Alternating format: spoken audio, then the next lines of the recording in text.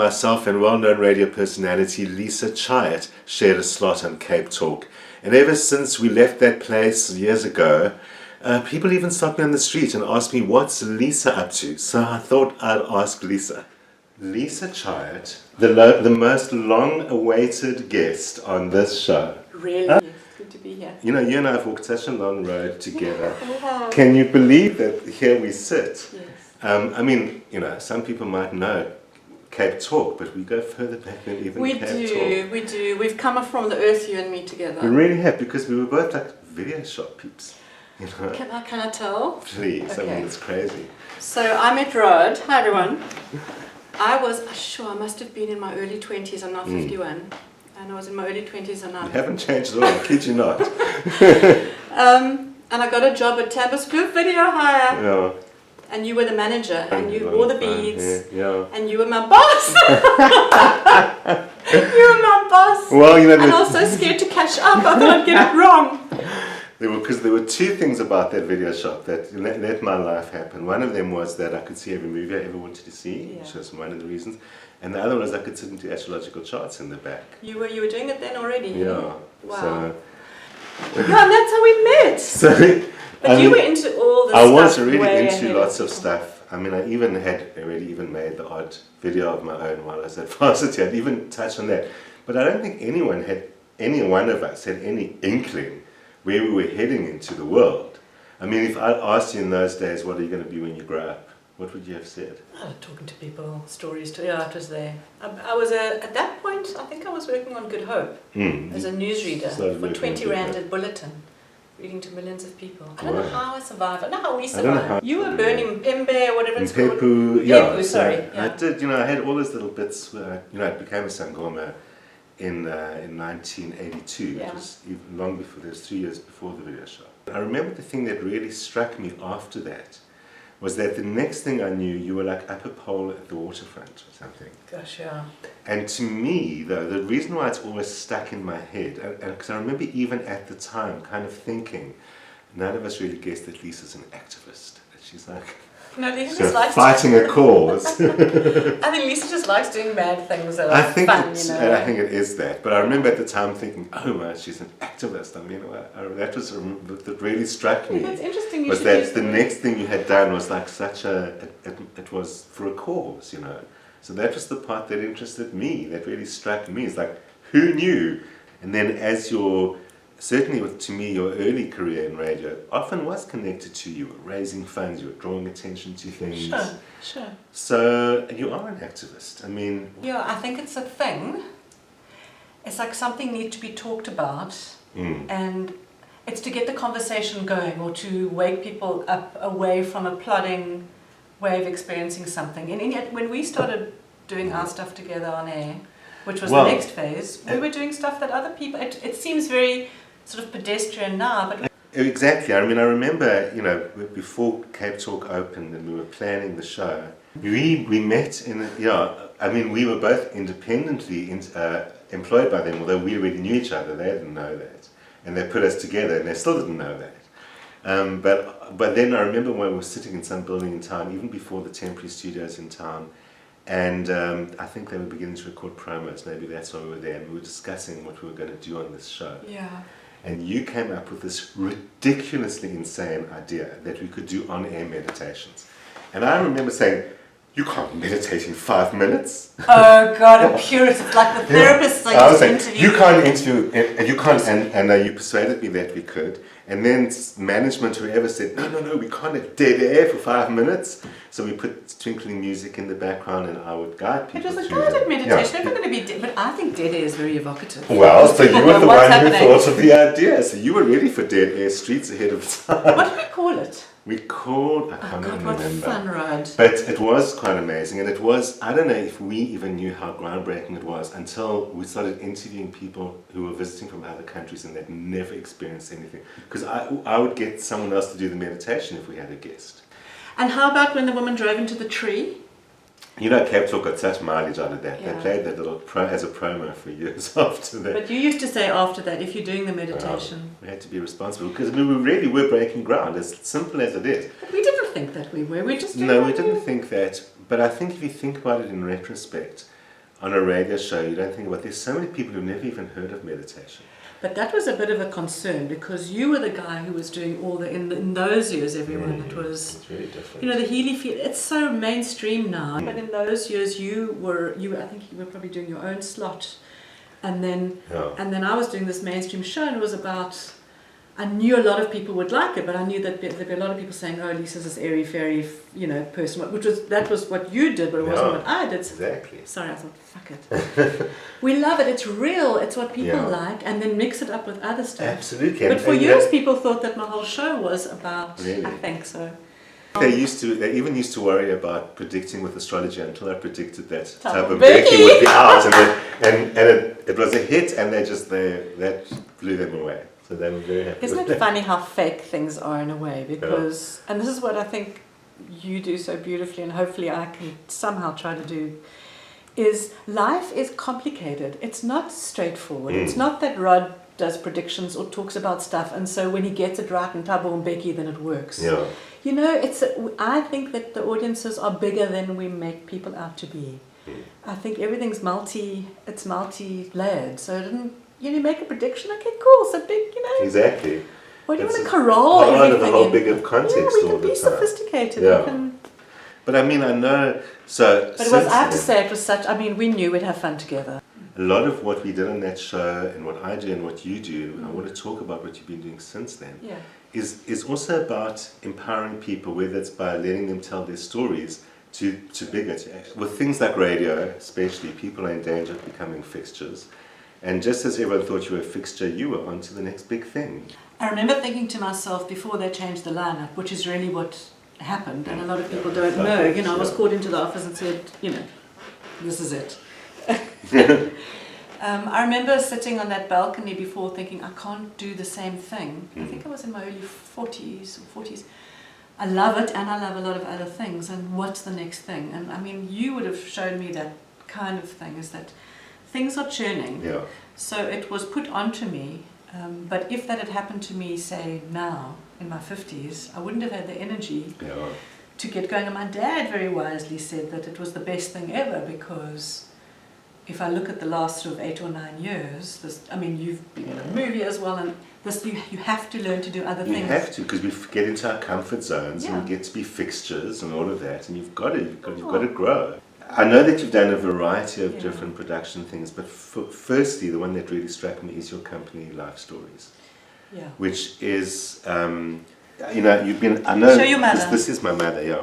So you produce these videos of people's elders, the elders in the family, the grandmothers and the grandfathers telling their stories and passing on their story and the family history to the generations below. Yeah. Such an important thing, but it seems that it transcends that even, because, you know, it gives the people the opportunity to share their life experience, and so many older people feel unheard and feel that who they are and what they know will get lost after they've gone. And it's true for most people, actually. Well, it is true. That's the way of the world, yeah.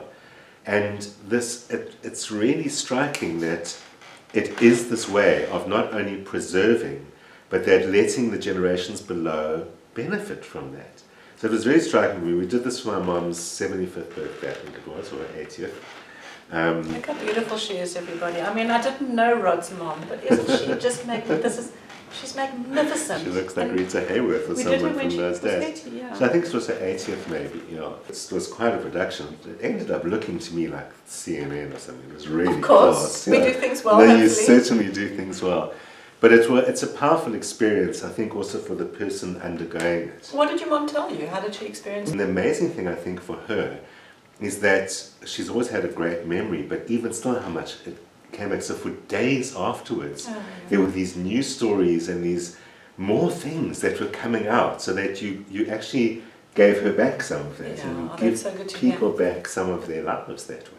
And I see now you're really getting into. Oh, Rod, you're such a good I marketer was for me. digging through your studies, so you shouldn't have let me, because I found things like you're doing it in books at the moment, which, I mean, that's just amazing for someone to receive this, the experience of, you know, especially print is real, it's tangible, it's solid, it's forever. She's 94. And of course also the digital versions, which you've been doing as well, because these days, CDs are getting a little old-fashioned. It's interesting because what I love is in the life stories, basically, as you know, I sit down and do an interview with somebody, whether it's audio, video, or book. I mean, it just evolves. I loved delivering like this because I'd go to everybody, I do the interview and then I scan the photographs in and put them in as part of the edit. It's like a 45 to hour long thing in chapters. Yeah. But what's also great about uploading it is that, we also live in a time when people's families are scattered around the world. Absolutely, yeah. And so the kids and the grandkids and the relatives who are elsewhere can also immediately access it, which is a very powerful thing. Well, I think, when we were talking earlier about how when we started doing the radio thing together, it's like, for me, it's like with life stories, whether it's a film or a book or an audio, it doesn't matter what the packaging is. We knew we wanted to have conversations together. I knew with life stories, and it just came up because I interviewed my grandfather, and I was sitting with my parents, and what do I want to do? Okay, you've been interviewing people since you were little. And then I put an ad in the local paper and it started to happen. It's the essence of capturing a story of somebody who's, I've done from the age of sort of 50 to 102, capturing a story that takes it back into your parents and your grandparents and any ancestral that you can remember. And then telling a bit about yourself in a way that's not this is me. It's just a sharing, it's a fireside chat, but we can go back. So the essence, and I feel it newly, when you're in the moment and it doesn't matter how long you've done it, it's a pure sense of it, is the incredible value, and I happen to get excited about it because I was my grandfather, about capturing a narrative, a lineage, a storytelling, and people respond to it so beautifully. I mean, people have heard that this is like one of the things, oh wow. The material realities that when people die, they're gone and stories will be lost. So if you guys think about your grandparents, if no one interviews them. I wish I knew how to play. Well, we can now. So there's that sense of it, but there's also the telling of the story around the fire. And even with kids who like jumping up all over the show on their iPads, when someone sits down and tells a story, did you know that in England in 1852, we had an ancestor who used to ride a horse through this village. Everyone's eyes get really big and your heart soften. It's beautiful stuff. It is. So because it's so deep, it connects. Storytelling is so important, and here this personal. I think there's an emotive sort of limbic whatever reaction to. Like I've done a lot of bits and pieces of things, but when I talk about life stories and I say to people, just imagine that it starts like this. I'm Lisa. I'm your ancestor. Or so you look into camera and you're talking to the future and you go, I'm Lisa, I'm your ancestor, you might never meet me, but this is my story and this is where you come from. And this story is being recorded in 2018 and people will watch it, the technology will change and because it's online it'll move along, people will watch it in 100 years' time. A gifting of saying, hi, I just wanted to know that I won't be here, but I can tell you about Irma and Noah, my parents, and their parents, and my granny, and I can just share a little bit about where you come from. So why do people respond so emotively? Why do people feel where they come from is so deep? Because maybe the other thing maybe is that it's part of kind of immortality because we die, and our stories get forgotten. If we connect ourselves to something that's longer, older than us, where I come from, that's always been there, and that all my relatives ever came from it, we've got generations that lived there. And that will come after us. And that will come after us. It gives us that eternal thread and connects us to that place. Well, you might think I'm strange, but you probably won't. But there's something about, say, for when I experience a sense of past or lineage where I come from, it goes right back to like the biblical woman, because I like the idea of a lineage of women and sisters, Rachel, Rebecca, Sarah. So there's this sense of, I'm just a little bit of it. But it still gives you greater significance because you. I like being part of the assembly line of history. It doesn't have to be about me. It's nice to be part of. Yeah, because that gives us greater meaning than individuality. Individual comes and goes, but when you're part of something, you're making the whole thing work.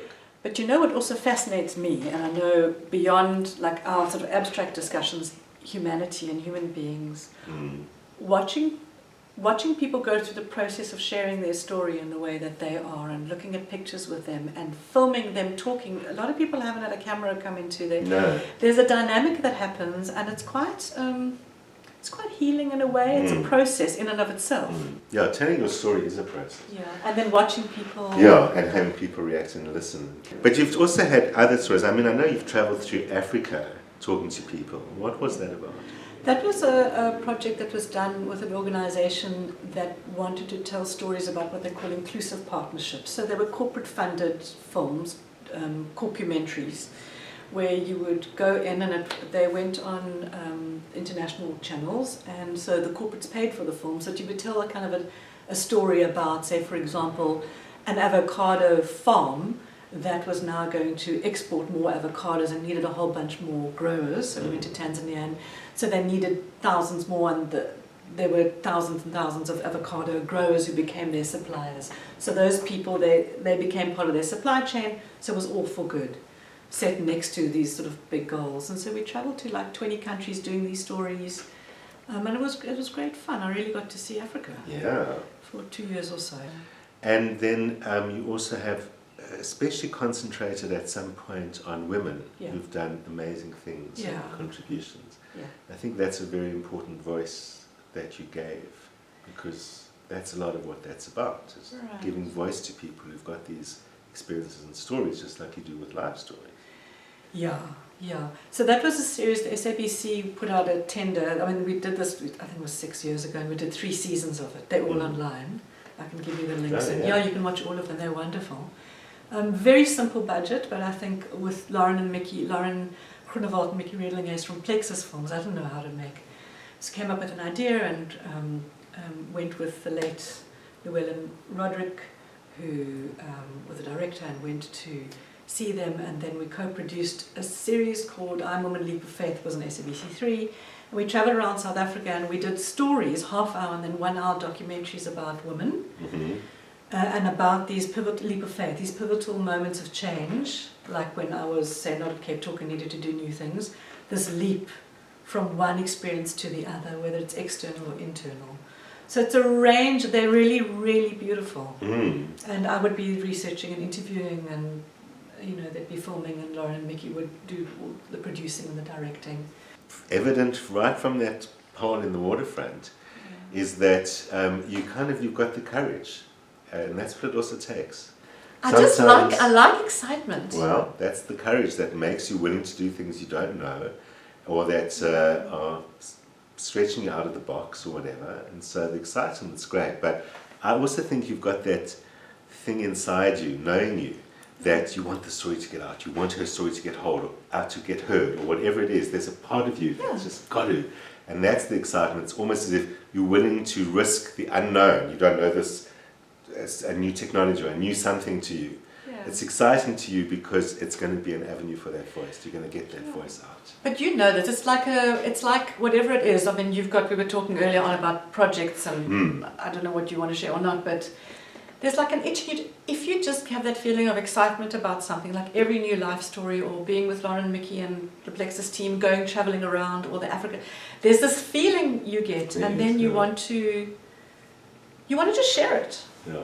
So now, the other thing that I think's been there since the beginning, though, whether it was radio, with other film work that you've done, I think to me I've always sensed that you've got a motivation to try and put something positive or proactive out into the world.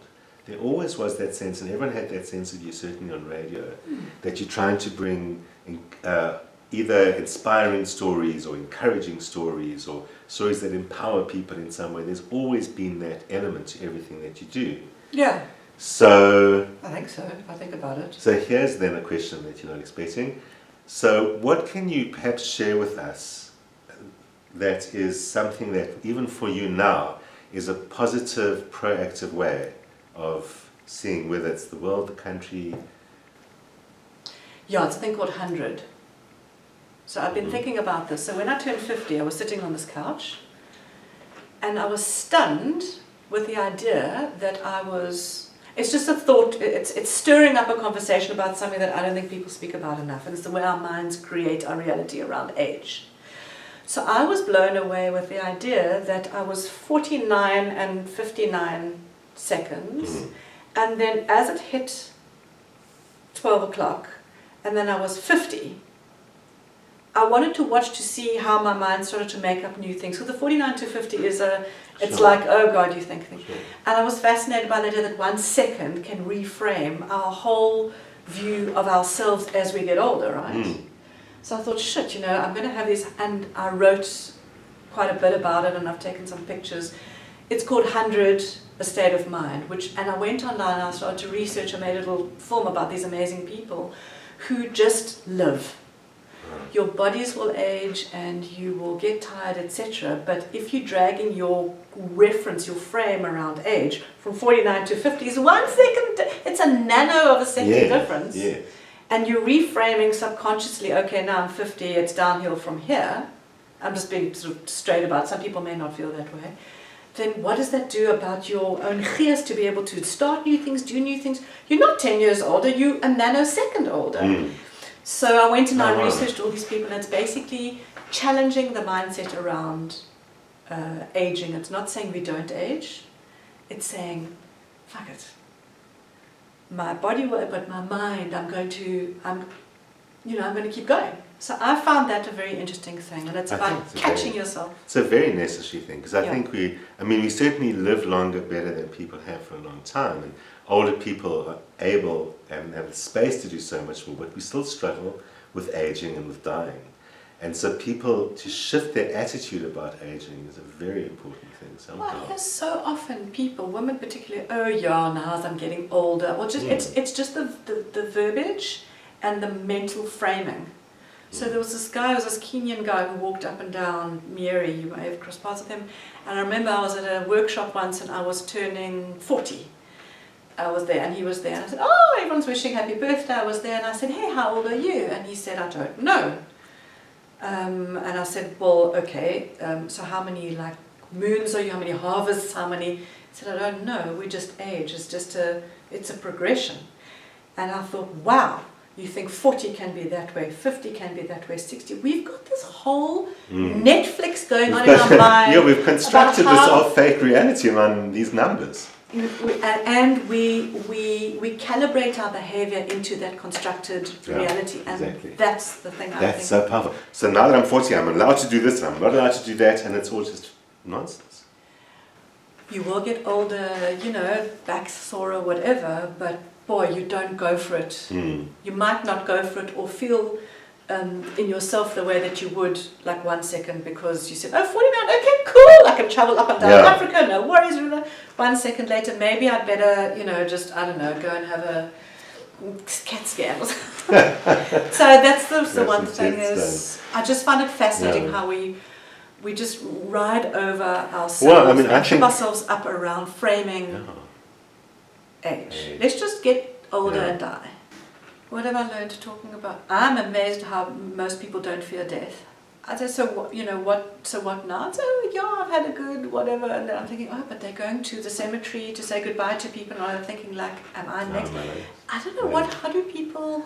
We've grown up into a world where it doesn't matter what age you're, and it never used to be like that. But I want to challenge that and say that for people, in terms of the framing of it and what we're hearing, we are getting feedback that as you get older, in the 50s or the 60s, I could just say for women, Yeah, no, women definitely, I think, women suffer all sorts of discrimination that men are not aware of.